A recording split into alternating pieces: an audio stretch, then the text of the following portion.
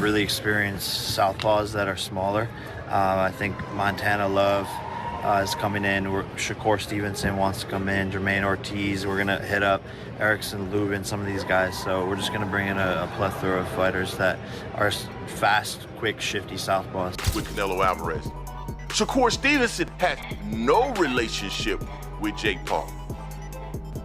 None. We heard, oh, Boots is a sparring partner. How much you got paid for that? So now, isn't that also applicable to ShakurStevenson? Is he not also a sellout? It's like it's honest, but again, I want to see them fight. I want to see some aggression. Tank would have that if it was anyone he actually felt was worth it. I just don't know if he thinks Jake's worth it. Again, I get that feeling that he just is there. Jake Paul's newest strategy involves adding ShakurStevenson as a sparring partner before his clash with Gervonta Davis. Paul revealed that Stevenson personally offered to help and join the camp, giving his training extra credibility. He noted that his camp has assembled numerous talented southpaws, fighters with solid experience who are smaller in size but capable of testing him properly. Shakur's involvement was surprising, since no prior connection existed between the two. Nonetheless, Paul insists that training with Stevenson and his other partners will sharpen his skills as he prepares for the challenge against Tank. Yeah, in terms of sparring, we got some great guys coming in. Some really experienced southpaws that are smaller. I think Montana Love is coming in. ShakurStevenson wants to come in. Jermaine Ortiz. We're gonna hit up Erickson, Lubin, some of these guys. So we're just gonna bring in a plethora of fighters that are fast, quick, shifty southpaws. Several analysts have questioned the sudden link between Jake Paul and ShakurStevenson, labeling it strange and suspicious. They claim Stevenson may have sold his services for sparring, much like Jaron Boots Ennis did when assisting Canelo Alvarez in training for Terrence Crawford. What makes this case different is the absence of any earlier connection between Paul and Stevenson. Boots had ties with Canelo through family links, which made that arrangement more understandable. With Shakur, there's no such background or bond with Paul. Observers therefore suspect money was the key factor. Many believe Paul offered Stevenson strong financial incentives to join camp. This sparks debate over whether Stevenson's move is business-motivated instead of boxing-driven, as it represents an unusual partnership between two fighters with no previous ties. ShakurStevenson reached out to Jake Paul in support of him preparing for Gervonta Davis. Help me understand, what is the difference between Boots Ennis reaching out to Canelo Alvarez in support of his preparation for Terrence Crawford versus ShakurStevenson reaching out to Jake Paul in preparation for his fight with Gervonta Davis? Tell me, what is the difference? I'll tell you what the difference is. The Ennis family actually had a relationship with Canelo Alvarez. ShakurStevenson has no relationship with Jake Paul. None. We heard, oh, Boots is a sparring partner. How much you got paid for that? So now, isn't that also applicable to ShakurStevenson? Is he not also a sellout?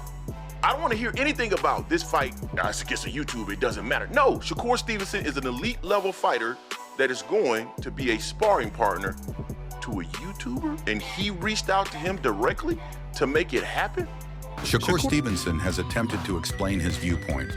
When asked about the Jake Paul versus Gervonta Davis fight, he said that if he were in Tank's shoes, he would approach it from two angles. From the business perspective, the matchup makes sense due to the financial rewards and the spotlight it attracts. Yet as a fighter, Stevenson admitted he personally wouldn't accept that kind of fight. His comments highlight the contrast between treating boxing as a career strategy and viewing it strictly as competition. Although some critics argue his sparring role with Paul looks questionable, Shakur openly acknowledges that money factors into such decisions. By separating business from fighter pride, he shows how today's boxing frequently blurs the line between sporting legitimacy and entertainment. So can you blame a man for taking that opportunity? Because this is prize fighting, right? It's about making money and securing your family. Can you fault him for that?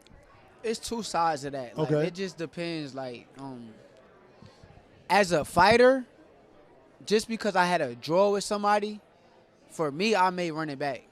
But in a business aspect, if you run it back and you lose to Lamont, and then the Jake Paul fight is presented, you may not make as much money, or the fight may not be as lucrative as it was before you lost. So as a business, I understand. I ain't going to hate on the decision, but as a man your and pride as will a get in the way. Fighter with my integrity. Yeah, but isn't there a price for everything, Shakur? Like, even if you had a draw with somebody and you were offered 10 times more than you ever, I don't know what the number is, but it's a lot more than he's ever made. During the official press conference, tension rose between Jake Paul and Gervonta Davis. When they came face to face, the fighters shoved each other, drawing instant reactions from fans and media. Yet many analysts argue the altercation was more entertainment tactic than real conflict. In today's boxing market, such confrontations at press events are often staged to spark viral clips and boost pay-per-view sales. The shove between Jake and Tank feeds directly into the narrative of spectacle mixed with competition. The buildup highlights the intrigue. Whether the bigger man can use strength to overwhelm a smaller but sharper fighter, or if the smaller star can counter with speed and skill.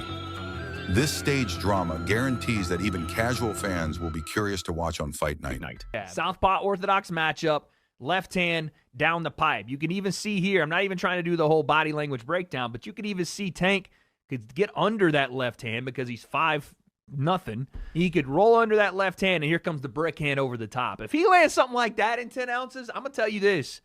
Jake's 200 and something pounds. That's still going to hurt at the very least, and who knows what, because Tank's got ridiculous power. So Jake, a little sloppy on the push there. He got pushed. He wanted to get it back. There's something to be taken away from that, but lines up perfectly for a counter left hand. And you even see his promoter here is kind of grabbing his left hand because Tank wanted to let it fly.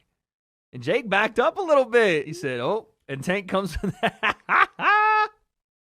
Tank, man. Tank said, where I'm from, the bullies get bullied. All right, dude, there you go. Listen, takeaways from this thing, I don't know. Tank seemed to have a little bit more energy today. He seemed to be more lively. Him going back and forth with the media, with Jay Leon, with Jake, with Aiden Ross. There seemed to be a bit more energy today. That's all I really asked for. So in terms of, selling us on something, sure. Better job today from both guys.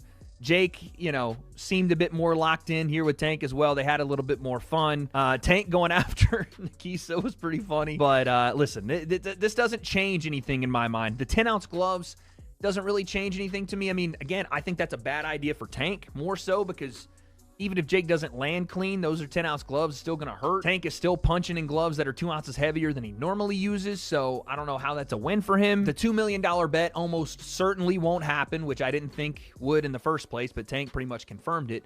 And we're all left with the same kind of idea that we thought about this to begin with. This is an entertainment exhibition that we know is going to draw a ton of eyeballs. I'm going to watch, and there's going to be great high-level competition boxing on the underneath card. And even in the main event, if something is to happen, if someone is to get knocked out, it will go mega viral, and both these guys are going to make a shit ton of money. Despite the promotion's entertainment-heavy angle, boxing insiders stress that Gervonta Davis is not approaching this fight lightly.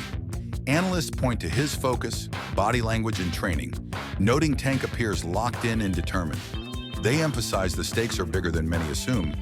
A victory over Jake Paul would give Davis not only a huge payday, but also wider mainstream attention. Experts caution Paul against underestimating Tank, as he may have with older names like Mike Tyson in past promotional talk. Unlike exhibition figures, Davis is in his prime and feared for his intensity in the ring. If Paul takes him lightly, the outcome could prove disastrous. Davis's serious approach in camp signals that he fully recognizes both the financial benefits and the dangers of risking defeat against a YouTuber-turned-boxer. To say, man, everybody's going to watch it. Everybody's going to want to know what happens in it. But at the same time, it's kind of like what people think, when you see a car crash, like you're driving down the road and all of a sudden the traffic gets heavy and you're like, man, I'm going to be in traffic for a long time. And then you drive forward a little bit and then you see, oh man, this is some accident on the other side of the road and everybody just slowing down to watch. That's the type of entertainment that you can expect from this fight between Gervonta Davis and Jake Paul. There's going to be a lot of people watching it, but I got to say, man, you really can't blame the guy on what he's doing. And there's a lot of criticism flying on Gervonta Davis. It's not Gervonta Davis's fault that boxing took this turn. Boxing analyst Showbiz the Adult has voiced a firm opinion on what a Gervonta Davis win would represent. He argues that if Tank defeats Jake Paul, he would be hailed as a hero by both hardcore boxing fans and casual viewers. The logic is simple. Many want to see Paul finally knocked out after climbing from social media fame to boxing headliner. From this viewpoint, Tank wouldn't just claim victory, but also deliver the outcome fans have long awaited. Paul's rise has been polarizing, pulling in younger audiences while frustrating traditional boxing supporters. If Davis scores the knockout, it would solidify his image as the fighter who humbled Jake Paul, boosting his reputation both inside and outside the sport. This perspective frames the matchup as cultural, with Tank embodying boxing pride against Paul's entertainment-driven journey. Gervonta Tank Davis stops that. If he is the one who stops this whole train, knocking out Jake Paul, he will become a boxing hero. People will then say, now get the hell out the sport. And I'm talking about from a fighter's perspective. That's what they're going to say. Now, it's not going to go on either one of their official records because it's an exhibition. But it doesn't matter because optically, visually, seeing that go viral, and I mean go viral, and Jake Paul will never hear the end of it. Help you up. We're going to see about it. Help you up. We're going to see. Because Gervonta Tank Davis is not only a real boxer, he's a real boy. He's 5'5". He's a lightweight. Skills pay the bills. Let him knock out Jake Paul, give him Bambi legs, or knock him down. Gervonta Tank Davis, that moment will go viral, and he will be a far bigger, well-known boxer than he is today, and he will also be a hero. And that's the Black Two Sugars. That you guys don't want to admit it. Don't bull jive. Think about it. He will be a boxing hero. It will go viral over and over. It's the same thing. No, not even the same. It's not even close. But there was a viral reaction when AJ knocked out Francis Ngannou. Anthony Joshua can dispose the MMA champion. When AJ knocked out Francis Ngannou in the first round, it was like, now get out of here. Former champion Analyst and current Paulie Malignaggi has shared his take, suggesting the location and matchup could be part of a bigger plan to transform Gervonta Davis into a mainstream star. If Davis beats Jake Paul in a major American venue, it would introduce him to a far broader audience beyond hardcore boxing fans. Malignaggi noted that while the true motives behind staging this fight remain unclear, the business reasoning is obvious. Jake Paul attracts attention in crowds, while Tank provides legitimacy and explosive skill. Together, the pairing seems designed to raise Davis's profile into a household name across the U.S. Hosting the fight in Florida guarantees strong visibility, with easy access for fans, media, and celebrities, ensuring the event reaches maximum exposure. Your innocence and say that it ain't fixed, because check this out. Tank ain't gonna lose this fight. Hell no. Hell no. Tank ain't losing this fight. Too many hoes. Man, Jake don't have enough experience. Yeah, man, this gonna be taking candy from a baby. You know, Jake is missing the rules. See, this is what happens when you don't grow up in the game. When you don't grow up in the game, man, at a young age, this is what happens. You know, you start reading your own press clippings. That's what Jake is doing. You know, fighting this lower level competition, and now he think he them ish. Now he think he the man. He ain't the man. You kidding me? He is not the man. Oh no. Yeah, false sense of security. Now he trying to pick on small folks, right? You know, and I don't mean that in a bad way. Yeah, I'm just saying size-wise. Yeah, that's another thing, boxing one-on-one. You can't pay attention to size. Hell no, I told y'all it's the size of the heart, right? In that damn dog. It ain't the size of the damn dog, and I told y'all that, man. Yeah, it's the same thing here. And it's about the smartest dog. Tank too smart for him. Tank got too much boxing IQ for Jake, man. This gonna be easy. Easy. Like I said, man, Tank, please. Please, man. Don't do this to boxing, bro. If there's anything, man, shoot, man, we can put together some kind of like account for you, a GoFundMe account or whatever, bro. Promoter Nikisa Badarian has sparked discussion with his remarks on the fight's rules. He confirmed that the contest will feature 10-ounce gloves, typical for lighter divisions, but noteworthy given the size gap between Jake Paul and Gervonta Davis. When pressed on whether a rehydration clause would apply, Badarian refused to answer, leaving uncertainty about possible weight restrictions for Tank after the weigh-in. Such clauses can heavily influence outcomes by limiting how much a boxer can regain before fight night. This silence has fueled speculation among fans and analysts who suspect Paul's camp may have secured terms to even the matchup while keeping details hidden. The promoters sustain intrigue while ensuring both fighters remain under close scrutiny as the event draws near. There's obviously a reason why the networks wanted to make Gervonta Davis a star. But let's look at it. And Robert, I want to ask you this. When you looked at the numbers for Canelo, his fight against Crawford, 41 million viewers. That's what they got. It was the most viewed championship fight of this century. Jake Paul, Mike Tyson got 108 million.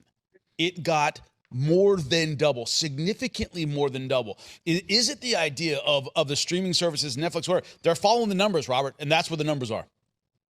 It's what we're coming to, the real fights, the real fights where they deserve to be seen throughout the world are, it's great. They have good numbers, but when you see guys, that are YouTubers, guys that are 60-year-old retired and coming back, and getting 2 times more than what a real fight, it's kind of, I don't know. It's kind of embarrassing, kind of sad that we're getting there, that we're in that situation. But I also can't blame them. They're all making a lot of money. That's why Tank is doing it. I think it's ridiculous. It's a joke. But I can't go against that either. He's making a lot of money.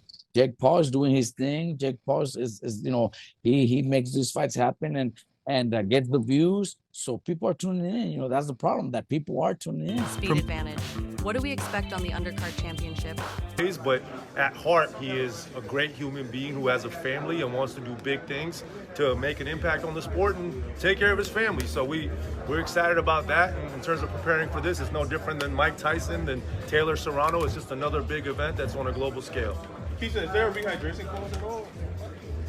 No comment. No comment. That's it for today's video. Stay tuned until next time.